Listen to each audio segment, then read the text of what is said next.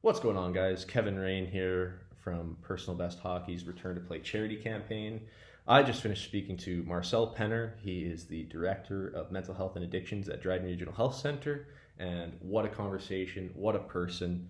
Totally unbelievable chat. Super happy to have him on board with the campaign to bring awareness to both him as well as his organization. After the conversation, I can't express enough how valuable getting to speak to him was. Can't wait for you guys to see our discussion. Those of you just joining us, thank you so much for joining. Those of you who are following along, thank you so much for your continued support. Anybody liking, sharing, commenting, thank you so much for that as we continue to try to tear down the stigma surrounding mental health. I myself am Kevin Raine. For those of you who are just joining us, I'm a potentially retired hockey player who is shaving his head for mental health awareness. And so in doing that, I realized that simply shaving my head, setting up pages was not good enough. And so what I am doing is having meaningful conversations surrounding mental health with key players in the game, I guess we'll say. And so if you're watching this episode, you've already seen the episodes with my mom, teammate Jordan Smotherman, Mike Svensson, and now Marcel Penner. And so as we continue to proceed through this slowly but surely, bringing you a variety of different conversations from different viewpoints, different people in different positions, all talking about the same thing with the same messages that are lean on the people around you, seek help in a time of need, don't be ashamed, and you're not alone. And so thank you so much for tuning in. I'm so excited to bring you guys this episode. And as always, thank you so much.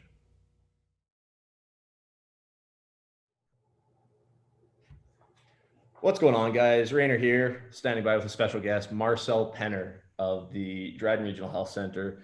Super excited to have him here today to speak on the topic of mental health. Thank you so much for being here, Marcel. Happy to be here. And so diving right into it, of course, a little bit of a background. Being that this is the first time we've actually got to meet, we spoke for about 5 minutes right before the conversation, kind of outlining a bit of a direction for the chat. But my name's Kevin Raine, 27 years old, born and raised in Dryden, Ontario, and I've been a professional hockey player for the last 6 years. Of course, COVID hit, and so that sees that I'm here at home. And so actually right now I'm at my new job here out at Eagle Lake School, where I'm doing ABA assistant. I'm an ABA assistant, and so working one-on-one with a young lad who's awesome. I've been here for a little over a month, and the work is really rewarding, but it's no easy task. But I within the last year have kind of come to terms with my own mental health journey and started doing things and in ensuring that I can be better mentally. And so that's better sleep habits, better eating habits, things of that nature, and eventually leading to me going to seek help professionally. And so super excited to get to talk to you as somebody who has not done it for 15 years. That's what I gathered from online, but you're telling me you've been doing it a lot longer. Absolutely, yeah. Been working in mental health for quite a few years, and just, I guess, in terms of my journey, I could first of all thank you for having me here. I appreciate you reaching out to me, and I do take the mental health conversation seriously. I both enjoy talking about it. I enjoy advocating. I love to bring awareness to the subject, and part of that destigmatizes. So a lot of folks who are seeking help, sometimes they just need to know they're not alone, and that there are people out there to support them through their challenges. But for me, my journey has started sort of actually in my family, where my dad was a psychiatric nurse. He worked at the Selkirk Mental Health Centre in Manitoba for quite a few years, 27 years, I think. And then I sort of followed in his footsteps and went to Brandon University, took a degree in psychiatric nursing, and then I guess the rest is history. I've worked in a variety of areas, both in the hospital as well as in the community. And for the last 15 years, I've been here in Dryden, and just enjoying my time being in this community. Fantastic. Love the Canadian Shield. Love the people here. It's a great culture. It's great to work here. Of course, you follow in a bit of your father's footsteps, and so he had a large part in inspiring your journey, which eventually led you to do it to this long. And I applaud you for the work you're doing. I believe there's such a need for it, and especially at a time like this. But um, given your span that you've worked in the field, do you see that of course we're faced with new challenges, but do you believe that although there's new challenges, that we're all looking for the same thing and all the help to each individual is still on the same premises? I think so. I think people just want to be met ultimately with compassion. I think people seeking support have their own very real struggles and challenges. They want to be heard, be taken seriously, and that presents a challenge in our culture historically, where a lot of times historically we haven't taken people seriously who are struggling with their mental health, and happy to say that that's shifting in our culture. It's changing, where it's becoming much more accepted and much more open. There's been some fantastic campaigns through Bell Let's Talk and a number of other you know campaigns to just bring awareness and enlightenment to our society. Right. And so it's almost with the new challenges. My main thing that's coming to mind, new challenge wise, is the technology, and of course how social media is such an influence on us and stuff like that. But the other side of that coin is that it's also allowed for great things to occur. Bell Let's Talk has been something I think if you were to look at my Twitter, you might not see very much, but you definitely see the Bell Let's Talk posts like almost every year for the last, I'm not even sure how long they've been doing it. Um, but my next question was about stigma. And so, of course, what we were just saying is we've allowed avenues for this stigma to be beaten. And so where do you think we're at with that? Because of course there's still work yet to do. Absolutely, we're not through the woods yet. I would say we've come a long way in that I think people are far more understanding to mental health struggles. I think people we're more educated as a society in general. And having said that, there's still ways to go.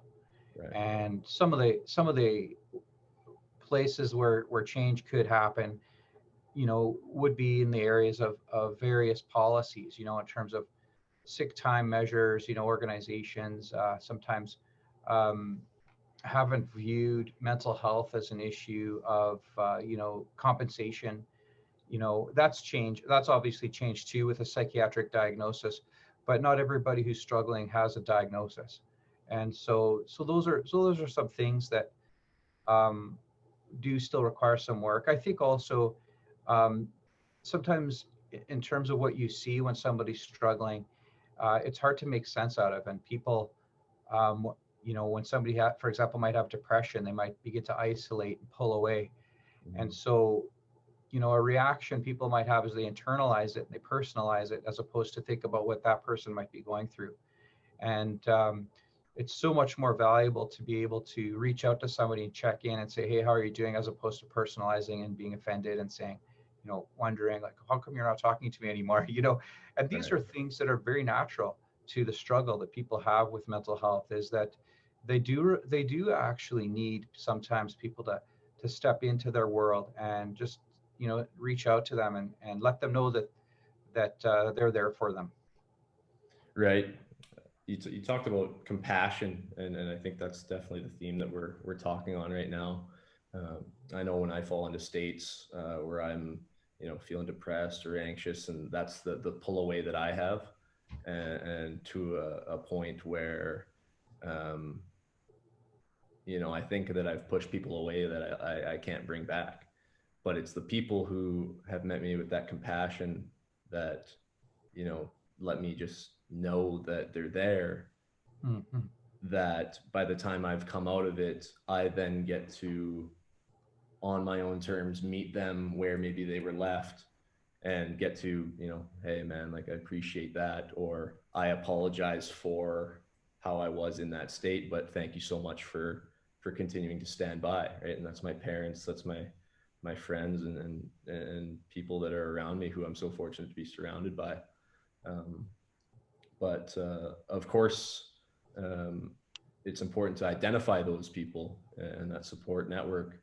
And so I think in our discussion, given your role where you are, I think it's important that we highlight these services that are provided for people who don't feel they have that so immediate for them within range. And so, um, what I guess just talking on your role specifically and what you oversee and what services you are overseeing within the Dryden Regional Health Center. So Dryden Regional Health Center has a number of programs. We have a number of different mental health resources available within this organization. Sort of the kind of the largest two pieces of our mental health resources are, first of all, we provide mental health counseling and case management services, as well as crisis response services. And the crisis program has historically been a 24/7 program.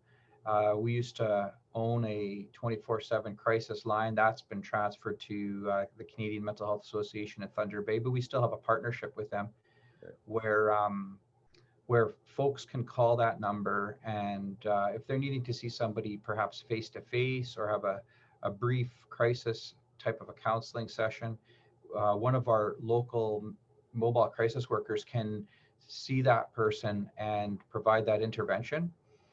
And then with regards to our mental health counseling program, we have a number of therapists and case managers.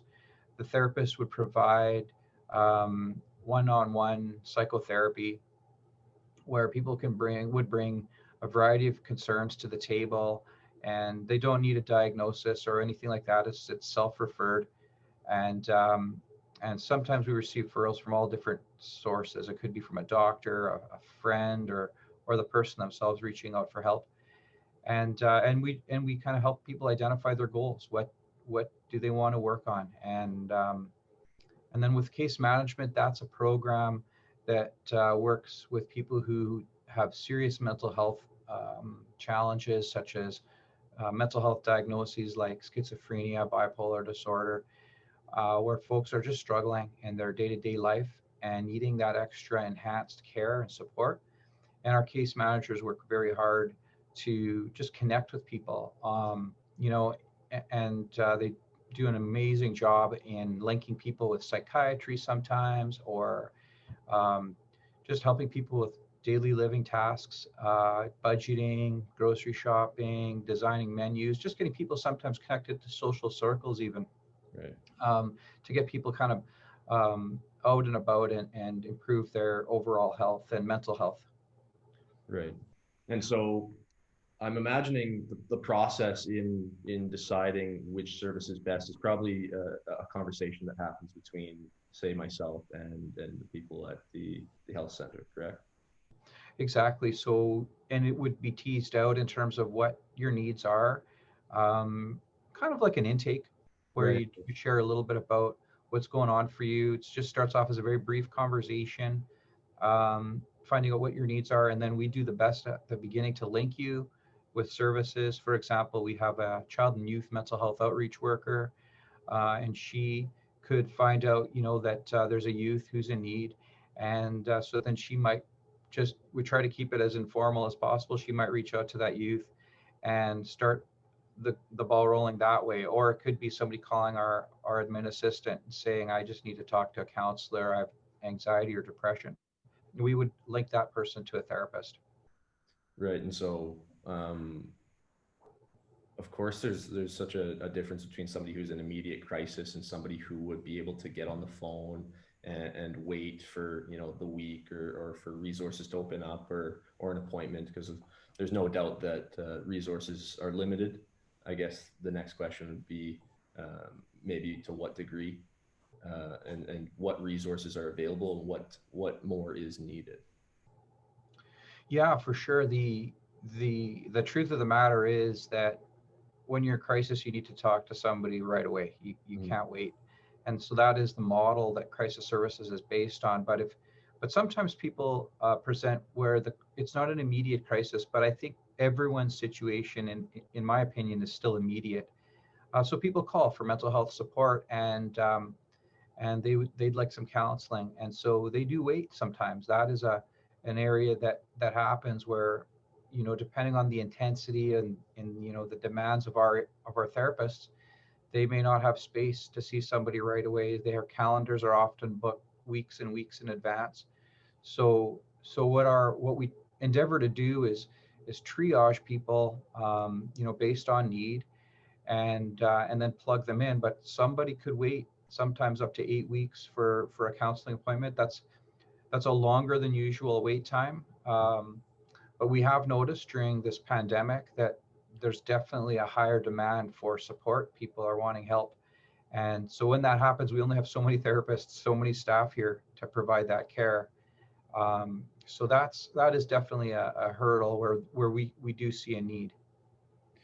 And so, no doubt that the pandemic's caused a serious rise in I believe mental health cases. I believe just being away from our loved ones, being at home, being encouraged to lock ourselves down. Right, the pandemic and all the guidelines surrounding it encourage us to do everything that mental health tells us not to do.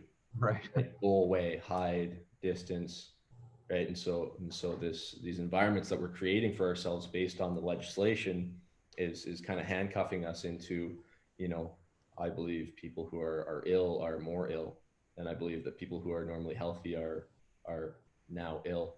And so, of course, it's individual to everybody, but I really am in fear about how people are handling this, and Hmm.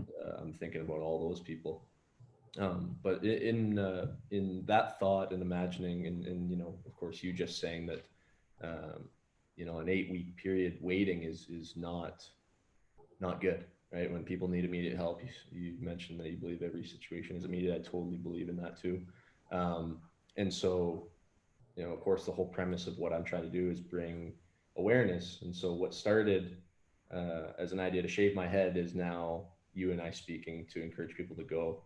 Um, but then further on the idea of that, um, I want to be able to help, or I feel the urge to be able to help. But of course, I'm not a therapist. I'm not a psychologist. I'm not a doctor. But then going online to punch in, um, how to become a counselor, everything is 6 years, 8 years, 6 years, 8 years. And I just feel like that that isn't a plausible way of meeting the help that is needed, right? And so how do people help this cause without just putting money in a hat or without just sharing something on Facebook? If you truly want to get involved and go to make yourself available, I believe there's a place for not just the people who are the doctors and the psychiatrists, but also a place that people that just genuinely care and are ready to handle the likes of somebody, but maybe in a capacity where, okay, well, you know what, I this is out of my scope. You do need the psychiatrist. You do need that person. And so, what do you recommend for somebody who's trying to help, but in more than just saying they want to help?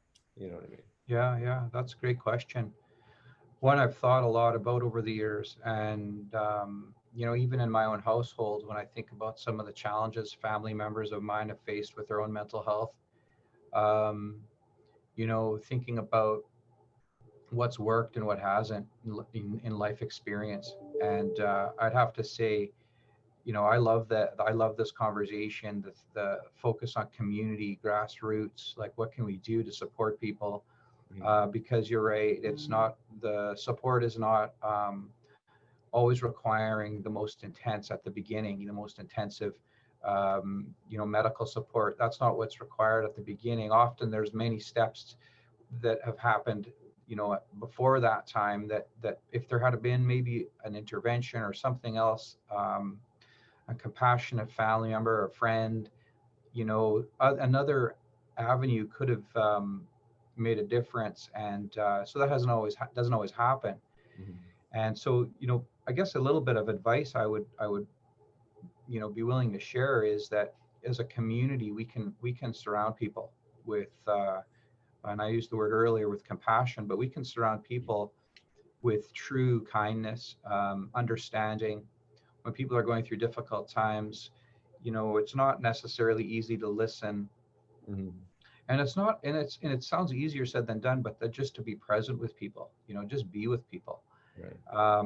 be with them wherever they're at. And I use this analogy a lot of times when I'm talking about grief and loss, when people are suffering, that they don't need any advice. So that's, and that way it's easy because Right. it lets us off the hook. We don't need to go and give people advice, which is sometimes tempting to do. If you only did this or that, Right. but actually what people really need is somebody just to be there with them, perhaps cook a meal together or sit down for a cup of coffee or a tea and maybe not say anything at all, but just to be present. And that does actually require some self-work. I mean, we all can do. And I love to talk about mindful practices because being mindful is just about being able to be okay with who you are, where you are, without any judgment about where you're going and what needs to be said or done. Just be present. And so that would be a little bit of advice, but it's also something that I've tried to practice in my own life as well, because I won't be working in the mental health system forever. One day I'll, hopefully be retired and be able to continue contributing to community and be there for people. So sort of thinking about it, you know, holistically, not just about what professionals can do, but also what can we all do as a society to kind of improve things for each other. Right. It totally resonates when you say that it is hard to just listen. And I know that for a fact because I think I'm at fault for when I'm hearing somebody's issue. I say, oh, well, here's your route, take it, and there's your destination. But then the other side of that coin, me being on the other end, I know full well that when I'm in it and I need somebody to listen, exactly what I do when I'm tempted to offer this advice is not what I want to hear. Right. And so, as the person doing the speaking and as the person doing the listening, I've been in both and frequent to both.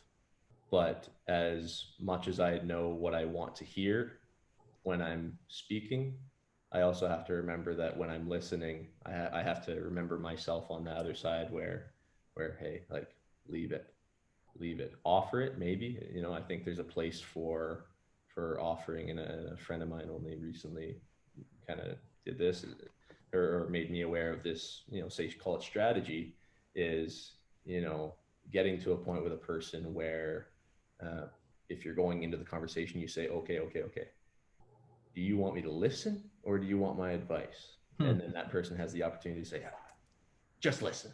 Right. And it's like, Right. okay, Yeah. I'm That's here, good. I'm right here. Talk my ear off. Let's go for a car ride. Let's go for a walk, or let's just sit. Like, what do you need from me? Tell me exactly what you need. And then I can order that right up for you, kind of thing. But no doubt that practicing just that is super important, right? Because while you want to preach and learn to seek help, you also want to learn to be the other side, and I guess that's what we're talking about. Um, and so, of course, the services provided will be either at the end of the video or probably listed if I can figure out how to input it. A little bit technologically challenged. Um, but so I got a question here from the same dear friend who taught me the lesson in listening, actually. And I'll go word for word just so they know that it's theirs. Um, uh, as I mentioned prior to the call, and I guess I'll say for the audience right now, reached out to Instagram and was looking for a bit of a response, kind of saying that I'm getting to chat with you. I have my questions lined up. Do you have any? And got a couple of good responses. One I was able to fit in there discreetly. This one we're going to go formal. And so this question from my friend says, what does growth look like for Dryden's mental health services in 2021? What's coming? What's going? How are they making these decisions? And it's a two-parter. The next part of that is, if money and resources were no factor, speaking blue sky thinking here, what would the ideal mental health support system look like for Dryden? And so I guess 2021, what's coming, what's going? Is there anything happening or changing, evolving, or is it trusting in what is already framed?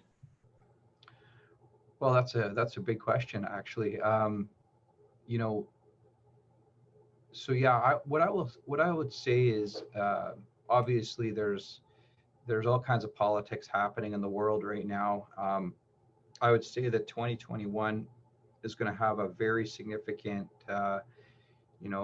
is going to be significantly impacted by 2020, which is a year that's been filled with, pandemic discussions and how are we going to get out of this? What's the world going to look like?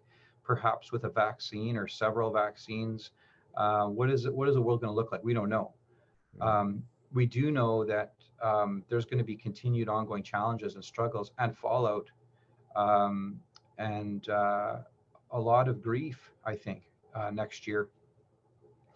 And so I can tell you in terms of an informal response to the idea of what's coming, what's going. I can tell you what some things that are going are old practices of you know of connecting with people. We've had to learn to be innovative in providing services to people where they're at, and with all the restrictions that exist now from that are passed down from from our government. So what's going here are the the things that don't seem to work, the things that don't support people where they're at, and old archaic processes that just don't do the job anymore. What's coming, obviously, is more innovation. I would say there's going to have to be much more creative design and thought about how we're going to care for people. The other piece of this, I think, is there's going to have to be a lot of strategizing, in terms of leadership and high level discussions on how do we meet people in spite of whatever the pandemic is doing, because we can't halt services and we can't stop working with people even when there are risks. We have to figure out how to work in a world filled with risks, and because there are other risks are that people will deteriorate in their mental health, and that's a very serious issue. And I feel a little bit like I do feel like sometimes the mental health system is being pushed around a little bit, but we have to learn to stand our ground and push back and say, what is the cost benefit of doing it that way? We might have to actually pay a price in order to succeed at having mental health services carried forward and move forward in the way that makes the most sense and is the most effective. And so my opinion on effectiveness is that, my preference would be face-to-face psychotherapy would take a precedence over obviously video and phone. But the reality is we have to work within those systems and to respect the laws, as well as there's a real virus that's being spread out there that people could get very, very sick. So those are sort of high level responses. In terms of programming, what will be coming and going, what will be coming, I could say, is you can see that the federal government has announced that there is funding for mental health services.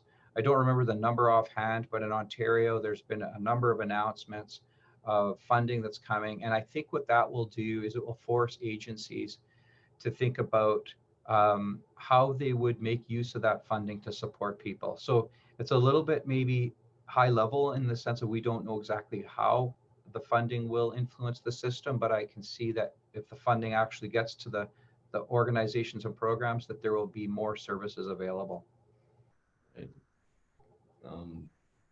There's no doubt that the pandemic has forced us to play differently, and not just in our work, but in everything we do. And so I've got no doubt that everything that's being done is being done to its greatest capacity within resources as well as restrictions. And so, again, thank you so much for being on that side for everybody and continuing to do the great work that you do.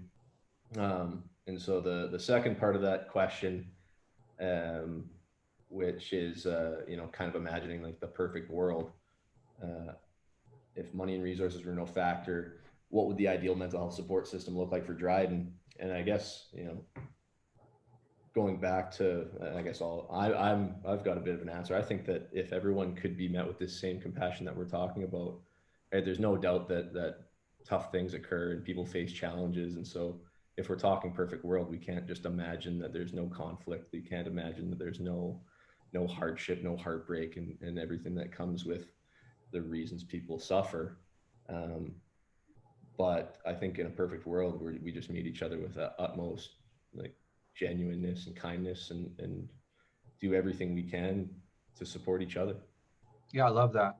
Yeah, I love that idea, like that you said that in a perfect world, it still won't be absent from conflict and trouble and struggle. And in fact, and this might sound maybe surprising to hear, but the idea that actually it is in the struggle and the challenges and the conflict that we actually really can experience joy, and we can Right. find out, what resiliencies we have as people. And it's sort of like you don't really know how much you can enjoy a particular meal until you've gone without it for a long time. If you've ever fasted, or you just you're watching something, and then all of a sudden you have this meal that you've been dreaming about. You realize how great it tastes because you've gone without it. So it's the Right. same idea when we struggle. In a perfect world, we'll still struggle. But I love what you said about being met with a uniform sense of compassion, um, being met, in a perfect world with timelines that make sense in terms of being responded to. That you wouldn't have to wait for a long, long time. That you could be Right. met fairly quickly, be met immediately in a perfect world. Right. Right. Where you could sit down with a therapist the moment you think, I need to talk to somebody today, Hmm. and that you could come in and just, yeah, we've got a spot for you, Right. and just work on stuff as you need to. Those are kind of, there's a lot of other things I could probably say about that, but that in my mind would be a bit of a dream come true. Well, and I think that both ideas are not far off. I think that given the opportunity for people to hear this message, or to continue to hear messages like it, or maybe to be met with compassion that they themselves aren't meeting people with, and then realizing, hey, like, like, what if I treated this last person as good as that person treated me? And just the constant paying forward, and the constant, like, how infectious is, I guess, both negativity and positivity. But so to kind of overtake all that negativity with positivity, and just love a little more. Yeah, for sure. um, and so I think we've done an amazing job. I think that it's been an absolute pleasure speaking with you, and so grateful to have you on the show, or in the office, or whatever you want to call this meeting. But um, anything to close on? Anything do you feel that we've missed, or we should touch more on, or open up more with? I think, no, I just want to thank you for the interest you've shown, and you've also made yourself vulnerable, just sharing a little bit about your own journey. I want to thank you for doing that. That takes courage. Raising awareness is a job for all of us to do in our own way. And so I appreciate that you have connections, that you've got, people are listening and following you, and hope and pray that all this work makes a difference. And I'm grateful. And so just to celebrate that, let you know I appreciate that. And if there's anything else I can do, providing services or information, whatever, just reach out to me. Well, I appreciate that, and I guess what we're truly doing here is trying to build networks, and to find people that are on the same team. And I applaud you for joining my team. Right, I want to be able to encourage people in need to seek out these resources, and to use these resources, and to be able to say, I know Marcel Penner. I'm confident in what he's doing over there. Definitely go try that out, or whatever that looks like in the moment. But I just thank you for having such a positive influence in our hometown of Dryden here, my hometown, for as long as you have. And um, thank you so much. Right on. Thank you, Kevin. Appreciate it. Yeah. All right. Till next time. Thank you guys so much for tuning in. I really appreciate the support. Hope you guys enjoyed this episode. See here a link to anything that's happened thus far with the campaign, and where you'll find anything else that'll continue to happen with it. Hope you guys enjoyed this interview. Don't be shy to like, share, comment, all that good stuff, to ensure that we can continue having these conversations within our communities, our homes, and amongst each other. Understand that you're not alone, and reach out in a time of need.